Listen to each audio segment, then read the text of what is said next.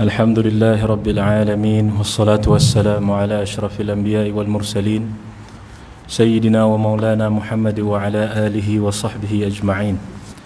اللهم صل على سيدنا محمد الفاتح لما أغلق والخاتم لما سبق ناصر الحق بالحق والهادي إلى صراطك المستقيم وعلى آله وصحبه حق قدره مقداره العظيم.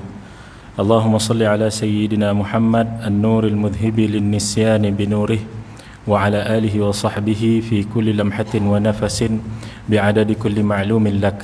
سبحانك لا علم لنا إلا ما علمتنا إنك أنت العليم الحكيم ولا حول ولا قوة إلا بالله العلي العظيم.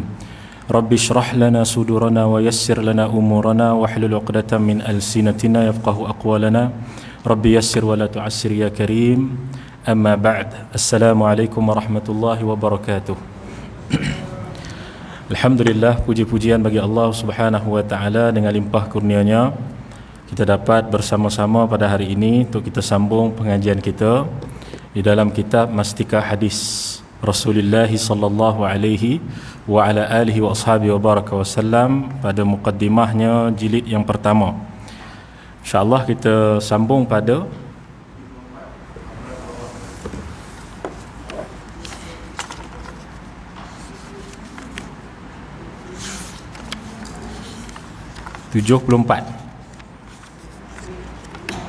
pada bawah tu, perlu direnung.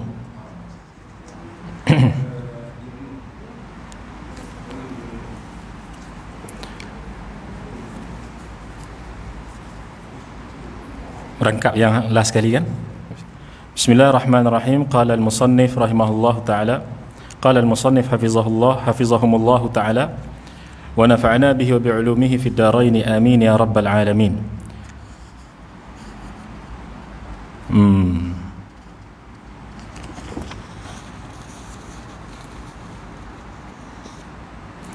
Kita tengok balik daripada muka surat 73, secara ringkasnya kita baca ya. Amalan seseorang jualah yang menentukan maju mundurnya.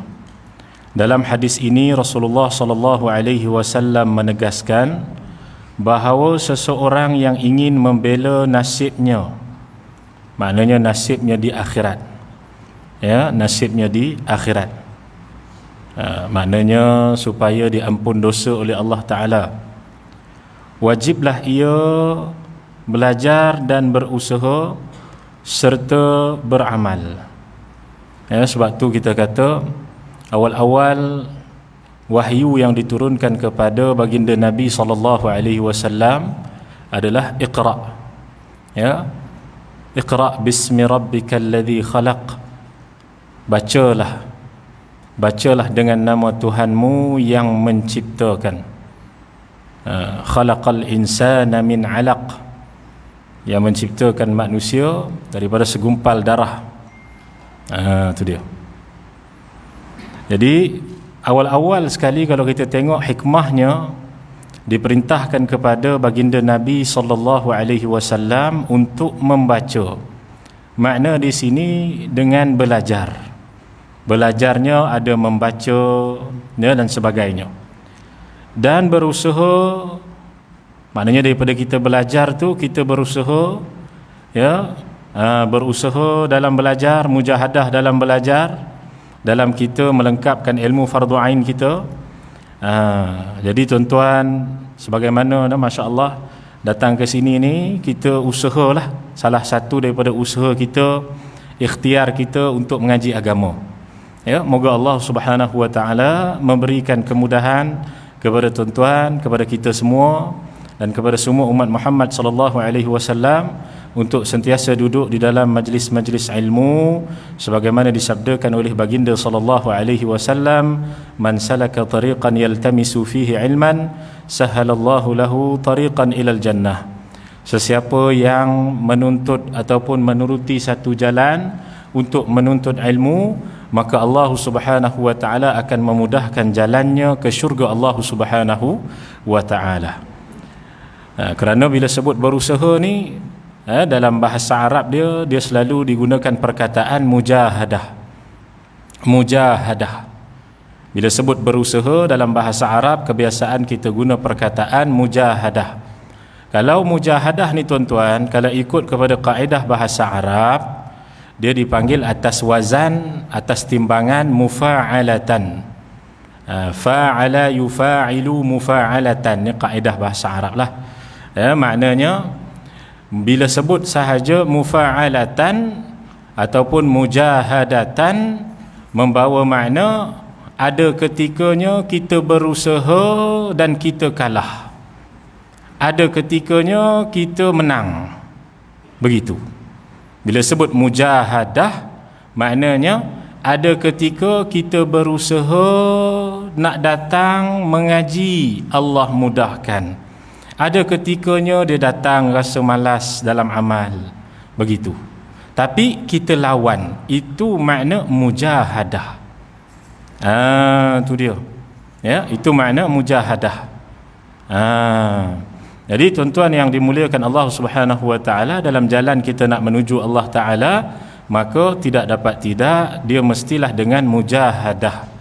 Ya, mujahadah lawan nafsu, mujahadah lawan rasa malas, mujahadah kita ni untuk tinggalkan benda-benda yang tidak baik. Maka itu semua dinamakan sebagai berusaha tadi tu. Ya, serta beramal. Tu dia, serta beramal. Sebab itu dikatakan oleh Al-Imam An-Nawawi rahimahullah wa radhiyallahu ta'ala anhu, sesiapa yang mengamalkan ilmunya, maka dia akan terlepas daripada disoal di mahsyar. Ya, maknanya dia amal ilmu dia, contohlah dia amal ilmu yang berkaitan dengan solat. Ya, berkaitan dengan rukun solat, dia belajar tentang rukun solat, bagaimana rukun qaulinya, bagaimana rukun fi'linya. Maka dengan ilmu yang dia belajar itu dia amalkan. Bila dia amalkan, maka dia akan terlepas daripada soalan-soalan yang berat sebegitu rupa. Begitu.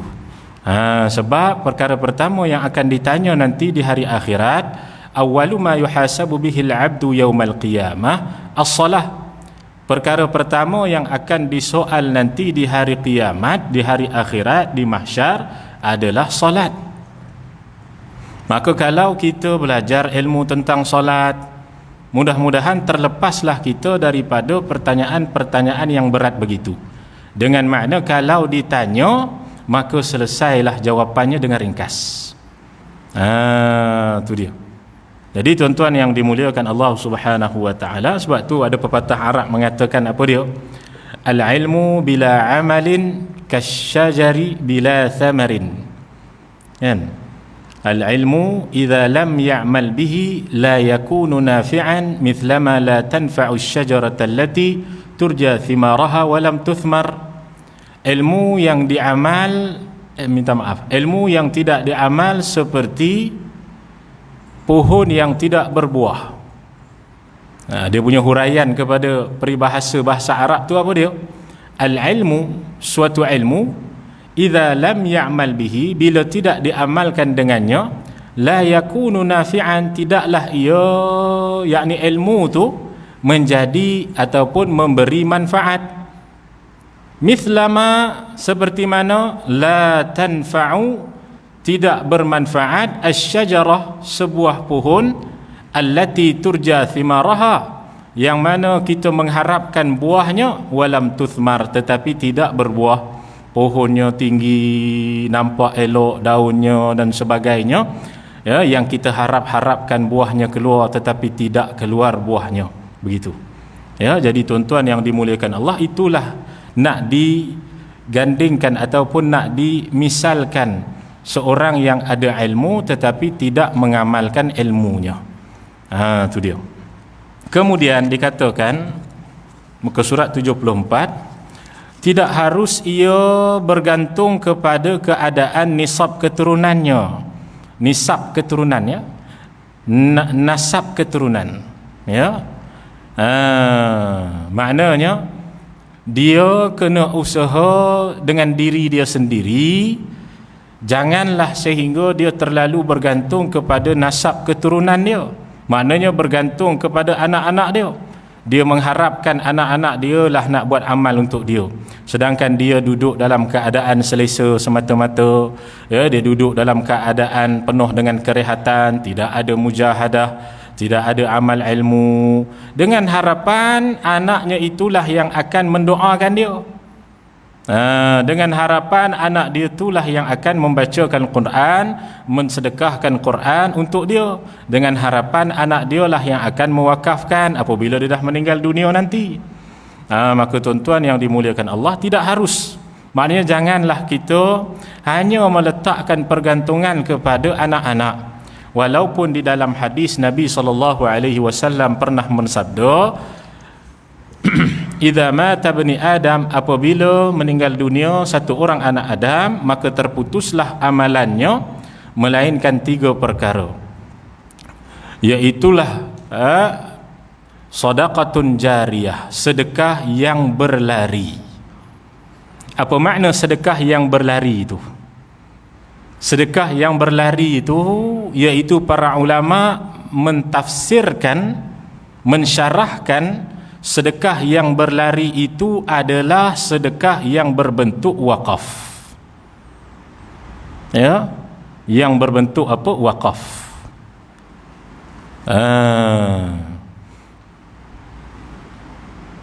Sebab itu dikatakan wakaf itu afdal lagi. Itu dia. Apa beza sedekah dengan wakaf? Ya, sedekah ni tuan-tuan, barang dia tidak disyaratkan seperti mana barang wakaf. Sedekah ni kita nak sedekah benda yang boleh berkurangan, tak ada masalah. Wakaf tak boleh. Wakaf kita tak boleh wakafkan air, tak boleh. Sedekah, nak sedekah air minuman boleh. Itu beza dia. Ya. Nak sedekah makanan boleh, tak ada masalah. Nak sedekah buah ke dan sebagainya, wakaf tak boleh. Kalau kita sedekah pada seseorang, maka seseorang tersebut yang terima sedekah daripada kita, kalau dia nak jual balik barangan yang kita sedekahkan kepada dia, tak ada masalah, boleh. Tapi kalau wakaf, tak boleh. Kalau kita wakafkan kepada si fulan, kemudian barang wakaf yang dia dapat daripada kita tu dia nak jual pada orang, tak boleh. Itu wakaf, beza. Ya. Dan wakaf ni memang disyaratkan dengan lafaz dan sebagainya. Banyaklah perbahasan di kalangan para ulama. Wakaf ni barang dia kena tahan lama dan berkekalan, digunakan manfaat untuk orang ramai dan sebagainya. Macam kita wakafkan tanah ke, wakafkan rumah ke untuk kegunaan umat Islam, tak ada masalah. Kita wakafkan batu-bata untuk pembinaan masjid, sebagaimana dalam satu hadis baginda Nabi SAW, Nabi sabdakan, satu orang yang mewakafkan walaupun sebesar sarang burung untuk membina masjid, maka Allah Subhanahu wa taala akan mengurniakan kepadanya istana dalam syurga. Itu dia. Ya, itu satu bata. Maknanya sarang burung tu kita kata satu biji bata lah, ya. Kalau banyak lagi tu, masya-Allah lah. Subhanallah. Apa-apa sahaja yang kita boleh wakafkan. Maka wakaf ni tuan-tuan, pahalanya akan berterusan selagi mana digunakan barangan tersebut. Berbanding dengan sedekah, sedekah ni barangan dia, kita kata kalau memang contoh kita sedekahkan batu-bata, macam tadi kita wakaf batu-bata kan, kita sedekahkan batu-bata untuk surau contohnya, maka selagi mana surau itu digunakan, dapatlah pahala sedekah. Dapatlah juga pahala sedekah. Bukan bermakna sedekah ni kita kata kebiasaan sedekah ni bukan kita kata sedekah ni pahalanya tak berpanjangan. Sedekah pahala berpanjangan juga, tapi ikut kepada barangan dia lah. Sebab sedekah ni dia tak syarat barangan yang mesti tahan lama macam wakaf. Macam kita nak sedekahkan air, tak apa, tak ada masalah, sedekahkan air. Tapi wakafkan air tak boleh. Maknanya kalau kita sedekahkan air, masa tu orang tu minum, selesai minum, habislah. Begitu. Itu dia. Dan banyak lagi perbahasan tentang bab wakaf dan sebagainya. Maka di dalam hadis tersebut Nabi SAW sabdakan, apabila mati satu orang anak Adam, maka akan terputus segala amalannya. Semua putus habis. Solatnya, ya, puasanya dulu, semua terputus habis dah. Datang sekali dengan dia je. Dia bawa tiga-tiga tu bekalan je. Tapi akan ada 3 yang berterusan walaupun dia telah terpisah daripada alam dunia. Yang pertama, sedekatun jariyah. Yang kedua, wa waladun salihun yad'ulah. Anak yang soleh yang mendoakannya. Itu dia. Ya, anak yang soleh. Maka itu kita katakan mudah-mudahan Allah Ta'ala mengurniakan kepada kita semua zuriat yang saleh dan salihah, yang mana mereka akan memikirkan bagaimana keadaan ibu dan ayah mereka di alam kubur. Bukan sekadar mereka tinggalkan begitu sahaja selepas ditanamkan ibu dan ayah mereka, kemudian mereka kembali kepada urusan dunia mereka tanpa mereka memikirkan apakah nasib ibu dan ayahnya di alam kubur. Maka seorang anak itu, ya, mudah-mudahan dialah yang akan membantu ibu dan ayahnya di alam kuburnya nanti. Itu yang kedua. Dan yang ketiganya, tuan-tuan, iaitulah al-ilmu yuntafa'u bih, iaitu ilmu yang dimanfaatkan dengannya. Maknanya di dunia dahulu, tuan-tuan ajarkan kepada orang ramai ataupun kepada anak isteri ataupun kepada anak-anak cara solat. Selagi mana anak tu solat, selagi itulah sampai pahala kepada kita. Anak yang kita ajarkan tu, kita ajar dia solat, anak tu pula ajar kepada cucu, cucu tu buat amal, pahala tu pun sampai kepada atuknya yang ajar anak dia dulu. Cucu dia pula ajar kepada cicit, cicit dia buat amal, sampai pahala tu kepada atuknya dulu, kepada moyang dia dah lah. Subhanallah. Nah, itu kita kata MLM akhirat. MLM akhirat. Dia berangkai tu, ya, berangkai.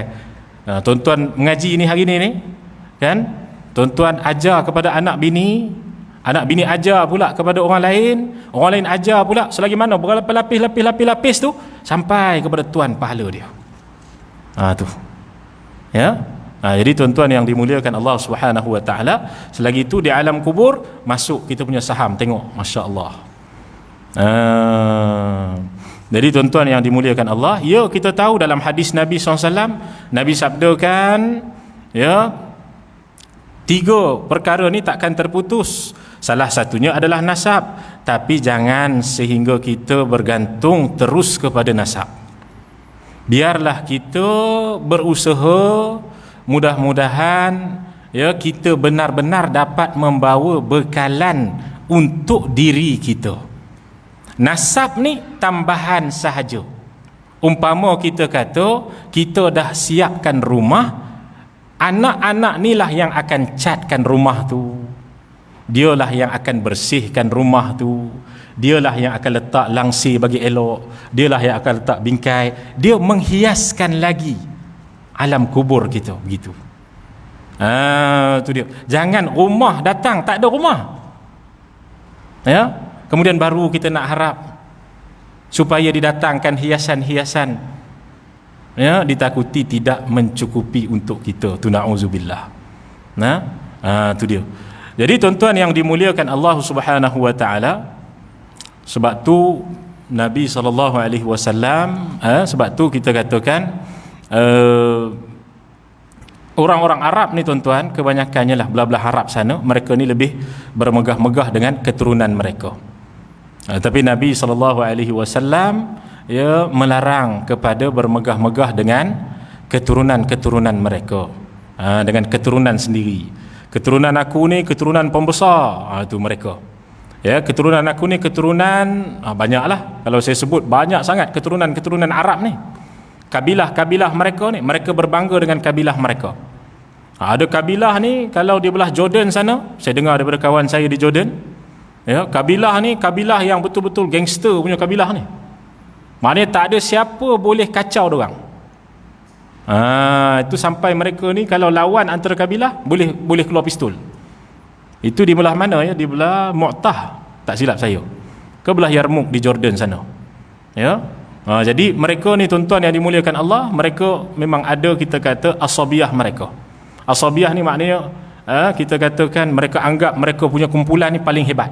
Mereka punya keturunan mereka ni, kabilah mereka ni paling hebat. Itu dia. Ya, maka tuan-tuan yang dimuliakan Allah Subhanahu wa taala, maka itu tidak dibenarkan oleh baginda Nabi sallallahu alaihi wa ala alihi wasallam. Kerana Tuhan telah berfirman yang maksudnya, dan bagi tiap-tiap seorang beberapa darjat, tingkatan balasan disebabkan apa yang mereka telah kerjakan. Ya, setiap orang dia ada darjat dia masing-masing. Nanti di akhirat mereka akan diletakkan di dalam darjat mereka masing-masing. Sebab itu dinyatakan dalam Al-Quran, yarfa'illahu alladhina amanu minkum walladhina utul ilma darajat. Allah mengangkat di kalangan kamu orang yang beriman di kalangan kamu, dan mereka yang menuntut ilmu di kalangan kamu ini darajat. Darajat, alif ta belakang tu. Bila alif ta belakang tu, dia menunjukkan kepada jamak. Jamak ni maknanya kata ganda, iaitu darajat, darjat, darjat, darjat, darjat, darjat, darjat, tak terbilang darjatnya. Bukan darajah. Kalau darajah satu darjat, bukan disebut darajatan. Kalau darajatan dua darjat, ini disebut darajat. Maknanya yarfa'illahu alladhina amanu minkum walladhina utul ilma darajat.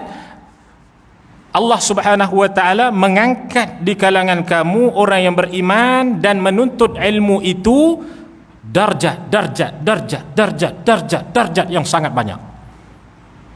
Subhanallah. Maka setiap kali kita duduk dalam majlis ilmu, Allah angkat darjat kita. Kita pergi, kita buat amal, Allah angkat darjat kita. Maka darjat-darjat ini kita akan lihat nanti di hari akhirat. Kerana itu, seorang yang masuk syurga itu juga dengan darjat-darjat mereka. Ya, seorang yang masuk syurga juga dengan darjat-darjat mereka. Ada yang darjatnya paling bawah sekali. Dalam satu hadis Nabi SAW yang diletakkan oleh Al-Imam At-Tirmidzi di dalam kitab Asy-Syama'il Muhammadiyah,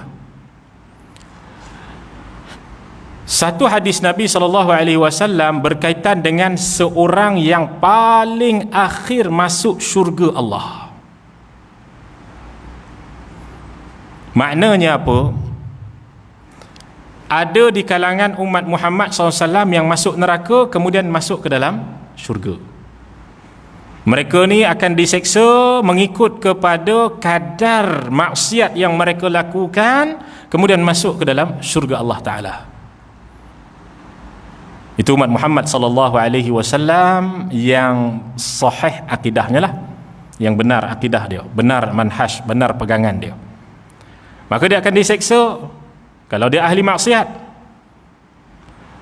sampailah dah keluar sampailah kepada manusia yang paling last sekali,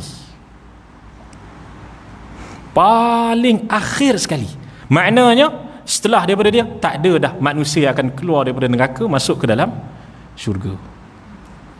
Bila dia masuk sahaja, bila dia dipanggil sahaja keluar daripada neraka dan disuruh untuk masuk ke dalam syurga Allah Subhanahu wa taala, maka bila dia masuk sahaja ke dalam pintu syurga, dia tengok, dia cari tempat dia cari tempat untuk dia menginap. Dia tengok tak ada tempat untuk dia menginap, kerana setiap istana yang megah-megah itu dah ada tuan dia, dah ada pemilik dia. Dia tengok sebesar-besar negara satu orang dapat, sebesar-besar dunia satu orang dapat. Subhanallah, itu keadaan di syurga nanti. Sehingga dia cari dia punya tempat tak ada. Maka terus dia bertanya kepada Allah Subhanahu wa taala, ya Allah, di manakah tempat aku dalam syurga ni? Tak ada tempat pun. Subhanallah. Ya. Maka Sayyidina Jibril alaihi salam ketika tersebut beritahu kepada dia, engkau angan-angankanlah bagaimana tempatmu, yakni kediaman yang kamu hendakkan. Angan-angankan dalam hati. Sebab kita tahu dalam syurga nanti perkara yang terlintas kita akan dapat. Maka dia pun angan-angankan. Mungkin dia angan-angankan rumah semidi kot, tak tahulah kan. Ya. Itu dia. Dia angan-angankan. Jadi apabila dikatakan sudah dia selesai angan-angan dia, kemudian dikatakan, difirmankan oleh Allah Ta'ala, wahai hamba-Ku, apa yang kamu angan-angankan itu akan dibesarkan sehingga menjadi sebesar satu dunia, kemudian digandakan menjadi 10 kali ganda dunia. Subhanallah. Akhir sekali dia kata kepada Allah Ta'ala, engkau mempermain-mainkan aku wahai Allah. Dia kata, engkau mempermain-mainkan aku wahai Allah. Ya. Masa Nabi SAW ceritakan tentang kisah ni kepada para sahabat, Nabi SAW senyum tergelak sehingga nampak gigi baginda Nabi SAW. Tapi gelak Nabi SAW itu bukan macam gelak kita, ya. Gelak kita ni berdekah-dekah gelaknya. Tapi gelak Nabi SAW ni bukan begitu. Gelak Nabi sedikit sahaja, sehingga menampakkan gigi Nabi SAW. Itu ada Syekh Al-Imam Al-Ghumari menyusunkan 11 hadis Nabi SAW gelak ataupun senyum. Antaranya adalah hadis ini. Sehingga Nabi senyum, nampak gigi baginda Nabi SAW. Kenapa Nabi senyum? Kata para ulama, kata Al-Imam At-Tirmidzi dan para ulama lainnya yang mengomentari hadis ini, mengatakan bahawasanya jelas-jelas hamba yang masuk paling last kali ni orang yang sangat jahil. Orang yang sangat jahil. Dia dahlah dilepaskan daripada neraka, masuk ke dalam syurga Allah Ta'ala. Bila masuk ke dalam syurga Allah Ta'ala, disuruh dia untuk angan-angankan dia punya kediaman dia, istana dia. Maka dikatakan pula kepada dia, apa yang kamu angan-angankan ini akan dibesarkan sehingga menjadi 10 kali ganda dunia. Maka dia boleh pertikai balik Allah Ta'ala, kau nak mempermain-mainkan aku ke ya Allah? Ya? Nabi SAW senyum ketika itu, menunjukkan betapa jahilnya orang ini, seolah-olah dia ni tak tahu pula dah benda ni bukan mustahil bagi Allah Ta'ala. Allah Ta'ala bukan sekadar 10 kali ganda dunia, 1000 kali ganda dunia, 100,000 kali ganda dunia, 1 juta kali ganda dunia, semua tak mustahil bagi Allah untuk buat. Itu dia. Ya, maka tuan-tuan yang dimuliakan Allah Subhanahu wa taala, masya-Allah, orang yang paling akhir masuk syurga diberikan syurganya itu 10 kali ganda dunia. Subhanallah. Nak kata semuanya dengan izin Allah belaka. Semua dengan rahmat kasih sayang Allah belaka. Kalaulah yang paling ringan itu pun 10 kali ganda, tak tahulah bagaimana mereka yang amalnya banyak di dunia, mujahadahnya dalam amal. Ya, mudah-mudahan paling kurang pula kita minta kepada Allah Ta'ala, ya Allah, lepaskan aku daripada neraka pun jadilah, dapat masuk syurga pun jadilah.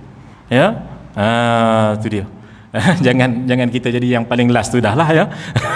Itu dia. Risau juga, takut diisyaratkan dalam hadis tu kita pula dah. Itu dia. Ya, jadi tuan-tuan yang dimuliakan Allah Subhanahu wa taala, kita pun tak tahu, dan orang tersebut telah disabdakan oleh baginda Nabi sallallahu alaihi wa ala alihi wasallam.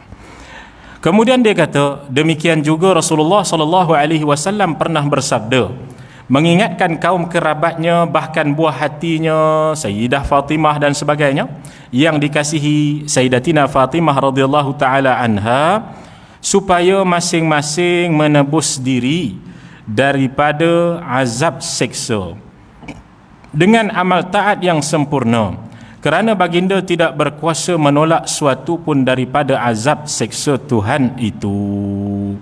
Sebab tu dalam hadis Nabi SAW, Nabi sabdakan, "Ightanim khamsan qabla khamsin." Rebutlah 5 perkara sebelum 5 perkara. Kan lagu Rehan ada kan? Ingat 5 perkara sebelum 5 perkara. Apa dia tu? Tak ingat dah. Sihat sebelum sakit, muda sebelum tua, kaya sebelum miskin, lapang sebelum sempit, hidup sebelum mati. Tu 5 tu. Ya. Ni perlahan je lah saya nyanyi ni. Yang kuat-kuat nanti pecah pula tingkap kan. Ya. Dia tak tarik lagi lah. Kalau tarik ni pecah tingkap ni. Ya. Itu dia. Jadi tuan-tuan yang dimuliakan Allah Subhanahu Wa Taala, itu 5 perkara ni Nabi SAW sebutkan. Ya, kita kejar ketika sihat ni. Masa sakit tak ada dah penyesalan. Selalu masa sihat ni lah dia lupa. Masa sihat ni lah lupa, tapi masa sakit nanti barulah nak menyesal. Kenapalah masa dulu aku tak begini? Kenapalah masa dulu aku tak solat? Kenapalah masa dulu aku tak banyak buat amal? Lapang sebelum sempit. Kenapalah masa dulu aku ada banyak masa untuk buat amal? Sekarang ni masa dah kurang dah. Dah sibuk dah dengan macam-macam hal. Maka masa itulah baru kita nak menyesal. Jadi banyak tuan-tuan yang dimuliakan Allah Subhanahu Wa Taala, itu keadaan-keadaan. Maka kita menyesallah sebelum kita menyesal. Itu dia. Sebab tu ada ulama kata, matilah sebelum kamu dimatikan. Ya, matilah sebelum kamu dimatikan oleh Allah. Maknanya rasakanlah bagaimana kehidupan nanti. Fikirkanlah bagaimana kehidupan yang sebenarnya nanti sebelum kamu sampai kepada kehidupan tersebut. Begitu. Ya. Kerana baginda tidak berkuasa menolak suatu pun daripada azab seksa Tuhan itu. Ya, perlu direnung dan diteliti isi hadis ini. Kalau Rasulullah SAW sendiri telah menyatakan tidak sanggup mengelakkan azab seksa daripada anaknya Sayyidatina Fatimah radhiyallahu taala anha, kalau ditakdirkan cuainya daripada beramal, padahal Rasulullah SAW ialah Rasulullah dan Sayyidatina Fatimah radhiyallahu taala anha ialah anaknya yang dikasihi, maka betapalah pula orang yang cuai menjalankan perintah beramal dengan mengharapkan kelebihan nasab keturunannya atau kebangsawanannya.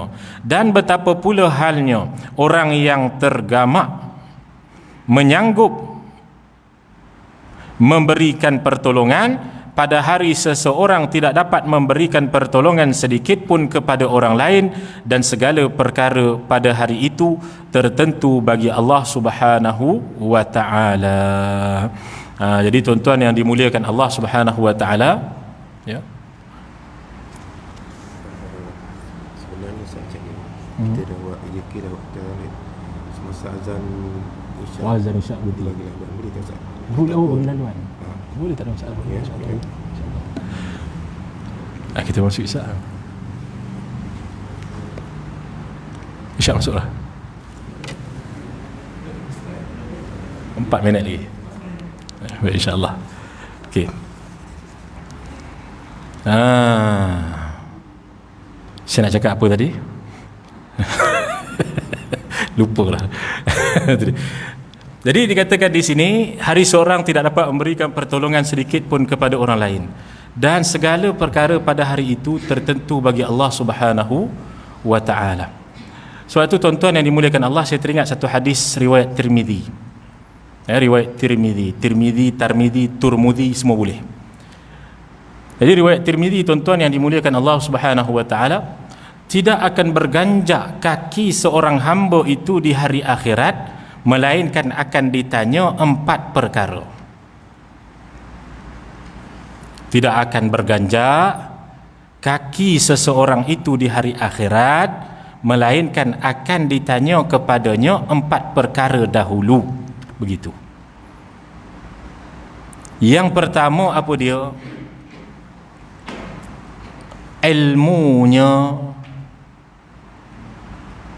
ke mana ia kerjakan. Ya. Yang pertama apa dia? Ilmu. Yang kedua, hartanya. Kepada mana ia infakkan. Yang ketiga, umurnya, ke mana ia habiskan. Yang ketiga, umurnya, ke mana ia habiskan. Dan yang keempat, masa mudanya, bagaimana ia uruskan masa mudanya. Itu dia. Ya. Maknanya yang pertamanya umur, ilmu, harta, kemudian masa muda. Ada satu lagi riwayat mengatakan masa muda tu, satu lagi tubuhnya yang sihat, bagaimana dia gunakan. Ada 4. Ya. Maka semua itu takkan kita ini, setiap daripada kita tak akan berganjak nanti di hari akhirat, melainkan akan ditanya 4 perkara ini. Ya. Bagaimana ilmu kita amalkan ataupun tidak. Sebab tu Imam Nawawi katakan tadi bahawasanya orang yang amalkan ilmu dia takkan ditanya yang ni. Kemudian umur dia, ke mana ia habiskan umur dia. Adakah umur dia habiskan dalam ketaatan ataupun tidak. Kemudian harta dia, ke mana ia infakkan harta dia. Semua itu akan ditanya oleh Allah Subhanahu wa ta'ala. Sebab itu dikatakan dalam Quran, faman ya'mal mithqala dzarratin khairan yarah wa man ya'mal mithqala dzarratin syarran yarah. Jadi kita azan sebentar ya.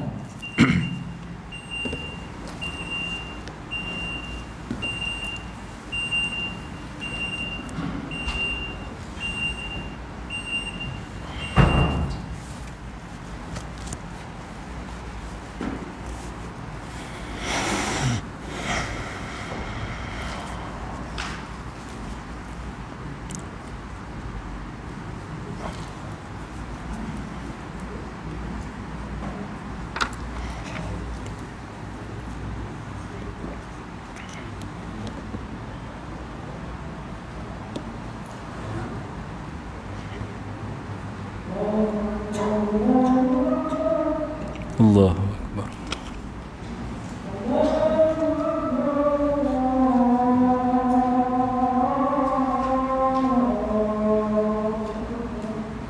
Allahu Akbar.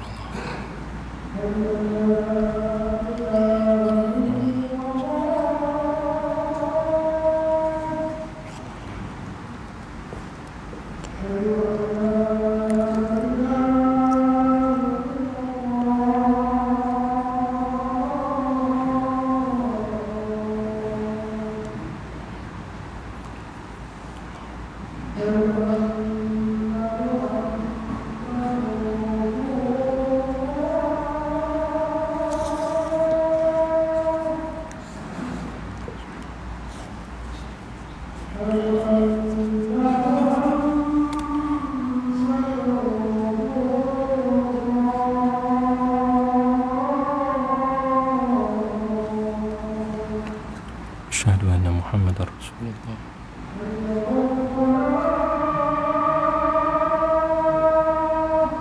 La haula wala quwwata illa billah. La haula wala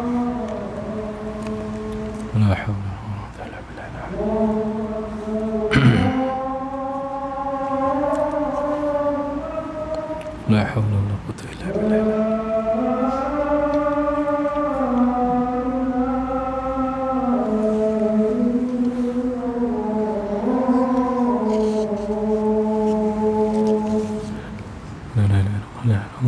هذه دعوة تامة والصلاة القائمة آت سيدنا محمد والشرف والدرجة العالية الرفيعة وبعثه مقاما محمودا الذي وعدت إنك لا تخلف الميعاد.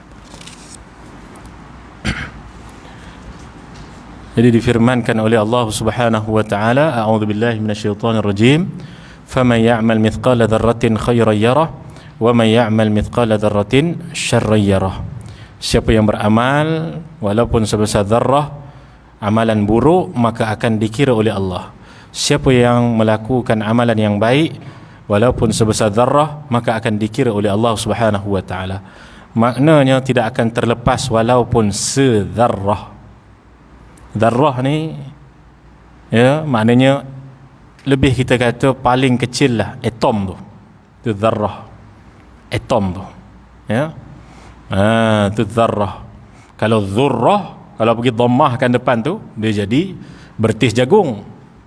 Ya, itu zurrah. Kalau zarrah maknanya apa? Paling kecil tu. Maknanya amal yang paling kecil pun kita buat, itu juga akan dihitung oleh Allah Subhanahu wa ta'ala. Maknanya takkan terlepas walaupun sedikit. Umpama kita kata takkan terlepas walaupun 1 sen daripada duit kita, ke mana kita infakkan itu juga akan disoal, ditanya, ditimbang. Maka tuan-tuan yang dimuliakan Allah Subhanahu wa ta'ala, maka selalulah kita minta kepada Allah Ta'ala, ya, agar nanti di akhirat nanti kita punya keadaan kita diadili nanti dengan pengadilan Allah Subhanahu wa taala dalam keadaan mudah dan ringan sahaja. Ya, kita minta kepada Allah. Selalulah kita pohon doa kepada Allah, ya Allah, mudahkanlah urusan duniaku dan akhiratku, dan mudahkanlah urusan ketika mana hari aku diadili nanti. Itu kita kena minta selalu kepada Allah Subhanahu wa taala. Banyaklah dalam Sahih Bukhari dan sebagainya. Ya, bagaimana Sayyidatina Aisyah radhiyallahu taala anha bertanya kepada Rasulullah sallallahu alaihi wasallam berkaitan, ada hadis yang mana Rasulullah sallallahu alaihi wasallam sabdakan, ada di kalangan hamba itu yang mana ketika mereka ini akan dihisab, dihitung amalan mereka, maka mereka ini akan dihitung amalan dengan seringan-ringan cara. Maknanya dengan semudah-mudah cara. Sebab tu Sayyidatina Aisyah tanya kepada Rasulullah, ya Rasulullah, ya, bagaimana dengan orang yang mereka ini dihitung dengan hitungan yang sangat ringan? Sebagaimana disebutkan, fasaufa yuhasabu hisaban yasira. Maka mereka ini akan dihitung dengan satu hitungan yang sangat mudah, tak susah pun.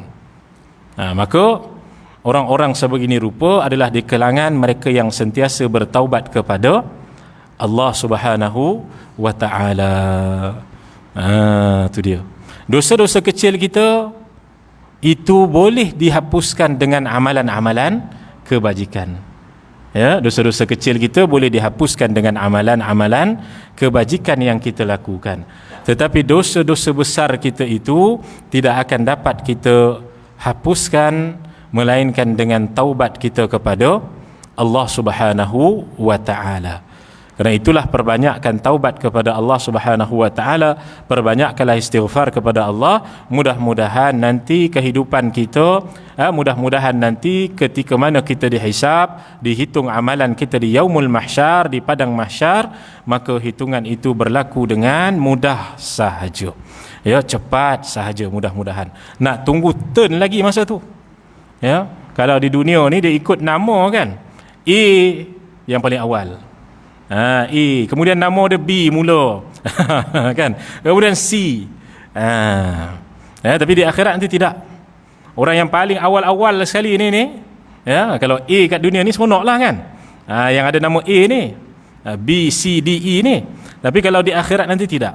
Di akhirat nanti ni yang akan awal-awal dihisab, dihitung adalah mereka yang paling kita kata dikatakan sebagai para ulama. Itu di kalangan mereka yang awal-awal akan dihisab nanti. Tu ulama, ustaz, guru agama, tu. Kemudian orang-orang yang ikut ulama ni, orang yang selalu ikut dengan ulama ni, ni. Ya, orang yang ikut dengan ulama, yang selalu duduk dalam kelas, ni. Ini yang akan awal-awal dihisap banyak ni. Ahli-ahli zikir yang ikut dengan ulama ni, tu dia. Sebab tu dikatakan dalam hadis Nabi SAW, yang paling awal akan masuk syurga ni juga di kalangan umat Muhammad, selain daripada sahabat dan sebagainya, adalah ulama. Dan yang paling awal juga akan masuk neraka adalah ulama. Ya, tu perbahasan dia panjang lah dalam hadis tu. Ya, jadi tuan-tuan yang dimuliakan Allah Subhanahu wa taala, dia kata di sini, ya, sehingga dan segala perkara yang pada hari itu tertentu bagi Allah Subhanahu wa taala. Sebab tu kita selalu amalkan doa dalam riwayat Muslim, dalam riwayat An-Nasa'i, antaranya Allahumma inni a'udzubika min ilmin la yanfa'. Tuan-tuan nak tulis bahasa Arab pun susah juga kan? Tulis bahasa Melayu terjemahan pun tak apalah. Dalam bahasa Arab dia, Allahumma inni a'udzubika min ilmin la yanfa'. Ya Allah, ya Tuhanku. Nabi SAW selalu baca doa ni. Ya Allah, ya Tuhanku, aku berlindung kepadamu daripada ilmu yang tidak bermanfaat.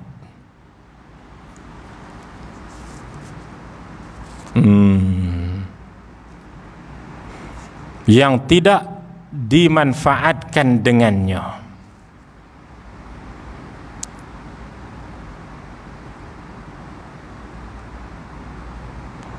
Wa min qalbin la yakhsha'.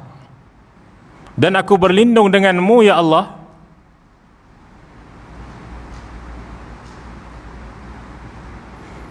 daripada hati yang tidak khusyuk.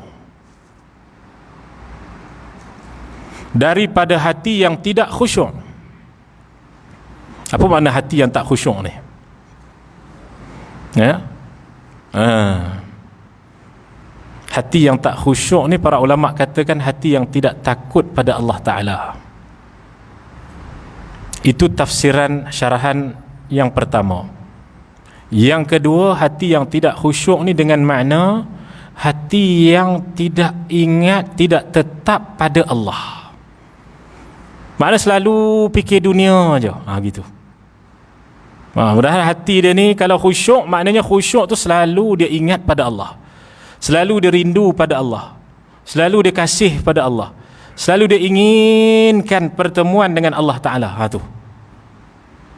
Maka kita kena berlindung daripada hati yang tidak khusyuk itu. Itu yang bawa masuk kepada khusyuk dalam solat pula tu. Kemudian yang ketiga, Allahumma inni a'udzubika min ilmin la yanfa', min qalbin la yakhsha', wa min nafsin la tashba'. Dan daripada jiwa yang tidak puas-puas.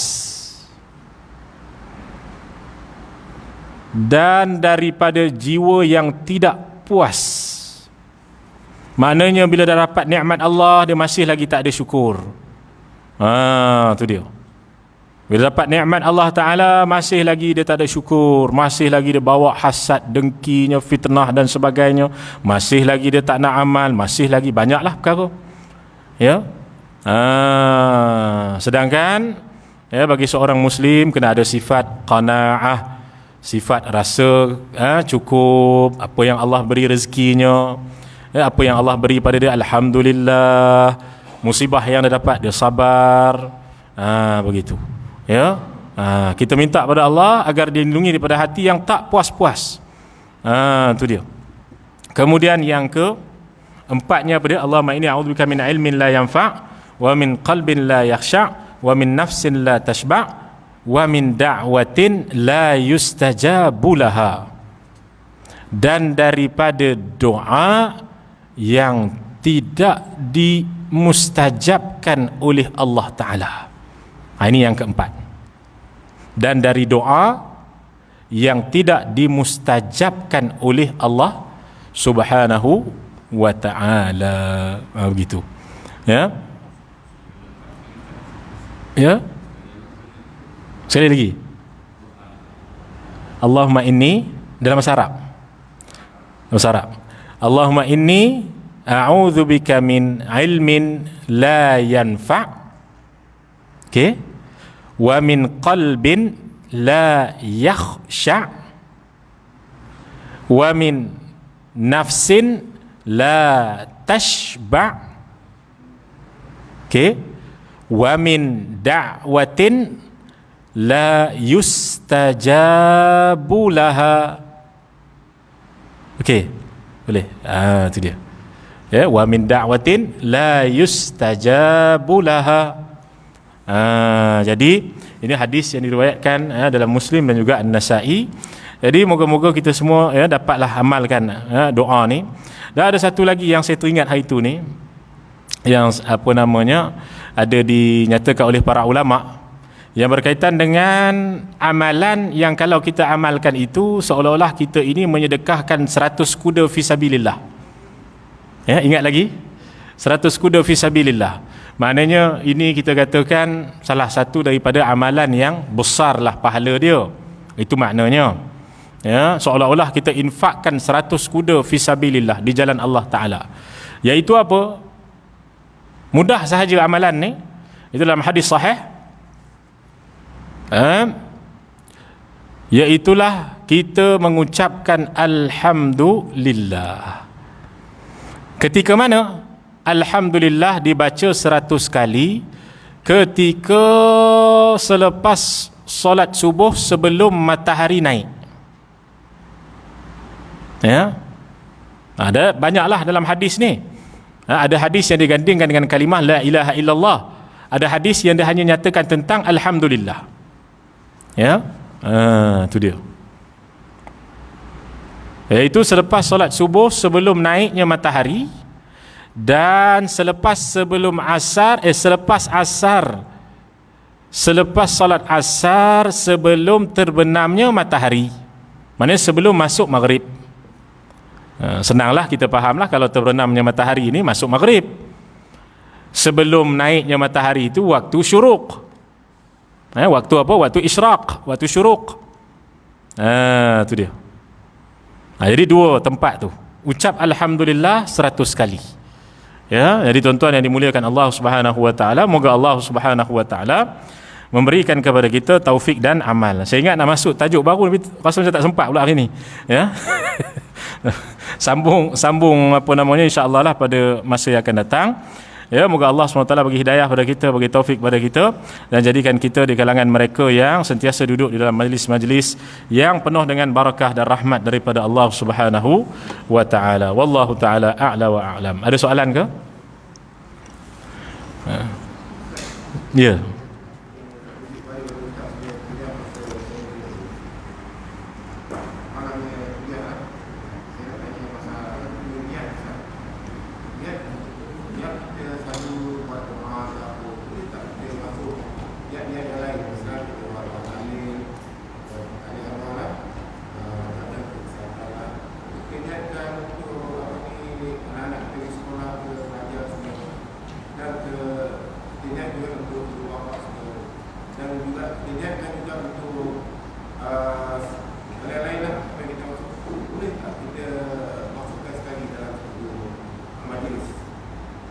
Maknanya sedekah pahala. Okey. Maknanya masih hidup. Boleh? Boleh. Ya. Boleh. Oh.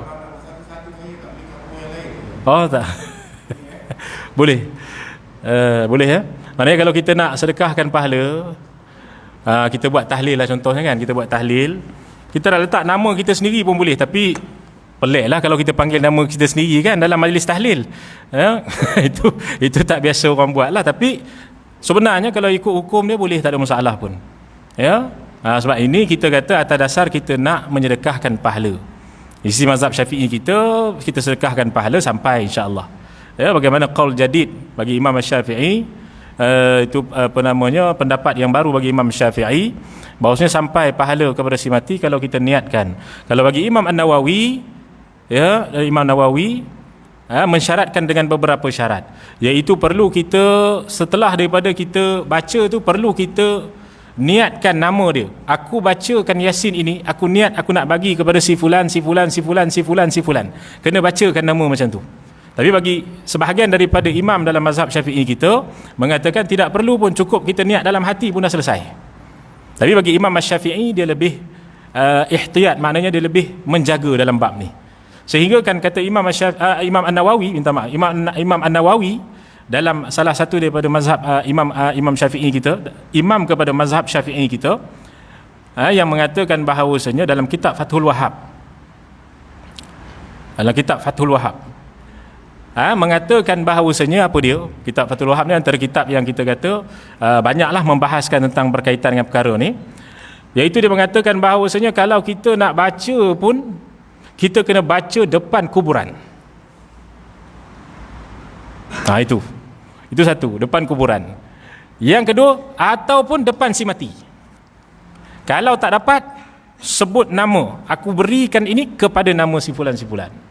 Itu 3 keadaan lah.